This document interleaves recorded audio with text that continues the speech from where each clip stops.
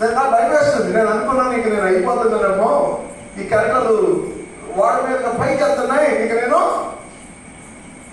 అయిపోయినా అనుకుంటున్నాను. ప్రభువా ప్రతిదిన నీ సేవ చేస్తాను ప్రభువా అని కింద కాళ్ళు అడుగుతున్నాయి. ఆ పాస్టర్ గారు నాతో అంటున్నాడు, నా సహోదరుడా నువ్వు భయపడద్దు, మేము రోజు ఈ మార్గం గుండా వెళ్తాం, అనేక నెలలో కనీసం 2 సార్లు వెళ్తాం, ఏం అమ్మవు కానీ చూసుకుని భయపడతా ఉంటానని చెప్పాడు. వెంటనే నేను కళ్ళు మూసుకుని ప్రభువా నువ్వు ఒంటికి చేస్తే నీ స్వార్థ చేస్తాను ప్రభు అంటే అప్పుడు ఏ అంచులో ఉన్నాను నేను?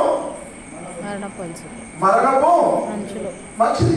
మరి వెంటనే నేను మరో సహోదరుని కలిపి ప్రయాణం చేస్తున్నాం. ప్రయాణం చేసి వెళ్తున్నప్పుడు నేనైతే విమానం క్షేమంగా వచ్చాను. నా ఫ్రెండ్ ఆయన విమానం వస్తున్నాడు, విమానం ఆకాశంలో ఆగిపోయింది.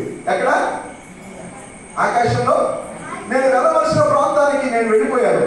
అక్కడ పాఠం అనే ప్రాంతానికి నేను వెళ్ళాను. ఇప్పుడు ఆ ప్రాంతానికి వెళ్ళి నా స్నేహితుడు ఇంకొక ఎదురుకొని ఉండిపోయాడు.